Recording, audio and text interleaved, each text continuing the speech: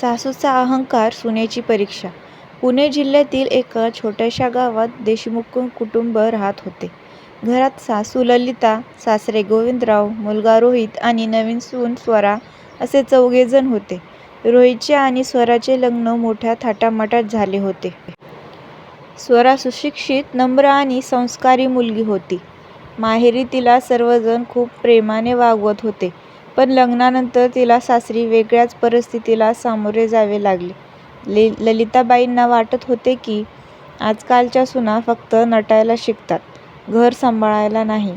लग्नाच्या दुसऱ्याच दिवशी पहाटे 5 वाजता त्यांनी स्वराला उठवले. "उठ, आमच्या घरात सूर्य उगवायच्या आधी सगळं काम झालेलं असतं." स्वराने हसत होकार दिला. तिने घर झाडलं, देवाची पूजा केली, चहा बनवला आणि नाश्त्याची तयारी सुरू केली. तरीही ललिताबाई म्हणाल्या, "हे काय? पोळ्या गोल नाहीत, भाजीला चव नाही, माझ्या मुलाचं आयुष्य खराब झालं." स्वराच्या डोळ्यात पाणी आलं, पण तिने उत्तर दिलं नाही. रोहितने हे सगळं पाहिलं. त्याने आईला शांतपणे सांगितलं, "आई, स्वराला थोडा वेळ द्या, ती शिकेल." पण ललिताबाई रागाने म्हणाल्या, "तू आता बायकोच्या बाजूने बोलणार का? आईची किंमत संपली का?" रोहित गप्प बसला. दिवस जात होते. स्वरावर कामाचा ताण वाढत होता. सकाळपासून रात्रीपर्यंत ती एकटीच काम करत होती. तरीही तिच्या चेहऱ्यावर हसू कायम होतं. एक दिवस शेजारच्या काकूंनी विचारलं, "बाळा, तुला एवढं बोलूनही राग येत नाही का?" स्वरा हसून म्हणाली, "आईने मला शिकवलं आहे, घर जिंकायचं असेल तर प्रेमाने जिंका, रागाने नाही." हे शब्द ऐकून काकूंना स्वराचा अभिमान वाटला. पण ललिताबाईंना वाटत होतं की स्वरा फक्त नाटक करते आहे. एके दिवशी ललिताबाई मुद्दाम घरातील सोन्याची अंगठी कपाटातून काढून दुसरीकडे ठेवतात. काही वेळाने त्या मोठ्याने ओरडू लागतात, "माझी अंगठी चोरीला गेली. घरात नवीन कोण आलंय? नक्की हिच्याच हातात काम आहे." स्वरा हादरली, "आई, मी काहीच घेतलेलं नाही." ललिताबाई तिच्यावर विश्वास ठेवायला तयार नव्हत्या. त्यांनी संपूर्ण घरात शोधाशोध सुरू केली. रोहित ऑफिसमधून घरी आला तेव्हा घरात तणावाचं वातावरण होतं. रोहित घरी आला तेव्हा आईचा राग अजूनही शांत झाला नव्हता. रोहित म्हणाला, "तुझ्या बायकोने माझी सोन्याची अंगठी घेतली आहे. मी तिला सोडणार नाही." स्वरा रडत म्हणाली, "मी शपथ घेऊन सांगते, मी अंगठीला हातही लावलेला नाही." रोहित काही क्षण शांत राहिला. त्याला स्वरावर पूर्ण विश्वास होता. तो म्हणाला, "आई, पुरावा नसताना कोणावर आरोप करणं योग्य नाही." हे ऐकताच ललिताबाई आणखी चिडल्या. "म्हणजे आता तुला तुझी बायकोच खरी वाटते? आई खोटी वाटते?" घरातील वातावरण पूर्णपणे बिघडले. तेवढ्यात सासरे गोविंदराव पुढे आले. त्यांनी शांतपणे संपूर्ण घर शोधायला सुरुवात केली. काही वेळाने देवघरातील फुलांच्या ताटाजवळ ती सोन्याची अंगठी सापडली. ललिताबाई काही क्षण स्तब्ध राहिल्या. अंगठी त्यांनीच सकाळी तिथे ठेवली होती.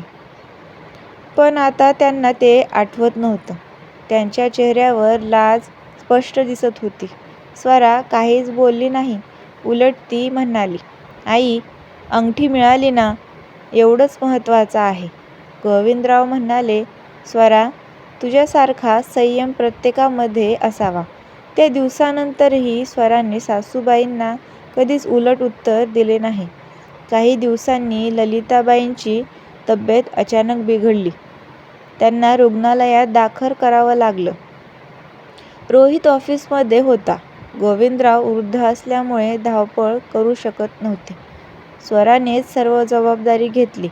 डॉक्टरांशी बोलणे, औषधे आणणे, वेळेवर जेवण देणे, रात्रभर जागून सेवा करणे, सगळं तिने मनापासून केलं. एका रात्री ललिताबाई जाग्या झाल्या.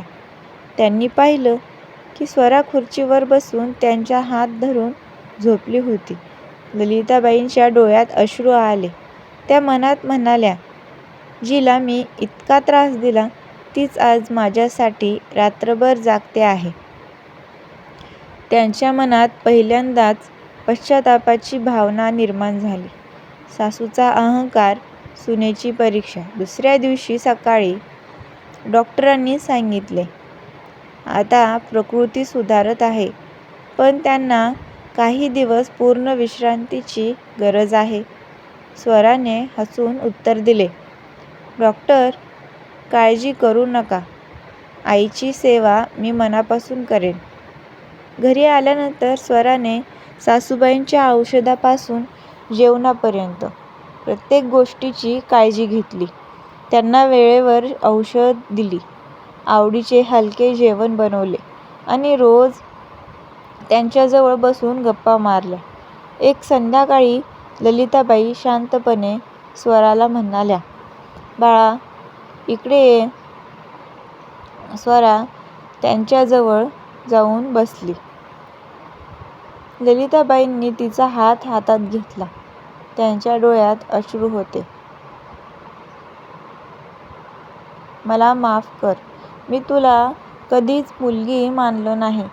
प्रत्येक गोष्टीत तुझी चूक शोधली, खोटा आरोपही केला, पण तू कधीच माझा अपमान केला नाहीस.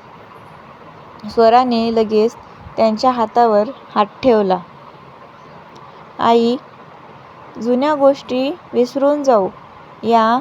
मला तुमचा राग नाही. मला फक्त हे घर आनंदी पाहायचं आहे. हे ऐकून ललिताबाई रडू लागल्या. तेवढ्यात रोहित आणि गोविंदरावही खोलीत आले. गोविंदराव हसत म्हणाले, आज आपल्या घरातला सर्वात मोठा वाद संपला. ललिताबाईंनी सर्वांसमोर स्वराला मिठी मारली. आजपासून ही माझी सून नाही, माझी मुलगी आहे. त्या दिवसापासून घराचं वातावरण पूर्ण बदललं. ललिताबाई आता प्रत्येक कामात स्वराची मदत करू लागल्या. गावातही त्या अभिमानाने म्हणत, माझी सून खूप चांगली आहे. काही महिन्यांनी स्वराला नोकरीची मोठी संधी मिळाली. पण तिने विचारलं, आई, मी नोकरी करू का? ललिताबाई हसून म्हणाल्या, नक्की कर. तुझी स्वप्न पूर्ण कर. घराची काळजी आपण सगळे मिळून घेऊ. रोहितला आपल्या आईमध्ये झालेला बदल पाहून खूप आनंद झाला. दिवाळीच्या दिवशी संपूर्ण कुटुंबाने एकत्र पूजा केली. घरात हसू, प्रेम आणि समाधान भरून राहिलं. पूजा संपल्यानंतर ललिताबाईंनी स्वराला एक सुंदर सोन्याची अंगठी भेट दिली. त्या म्हणाल्या, ही अंगठी फक्त दागिना नाही, हा माझा विश्वासाचा आणि प्रेमाचा आशीर्वाद आहे. स्वराच्या डोळ्यात आनंदाश्रू आले. तिने सासूबाईंच्या पाया पडत म्हटलं, आई, तुमचं प्रेमच माझ्यासाठी सर्वात मोठी भेट आहे. त्या दिवसापासून देशमुख कुटुंब गावात आदर्श कुटुंब म्हणून ओळखलं जाऊ लागलं.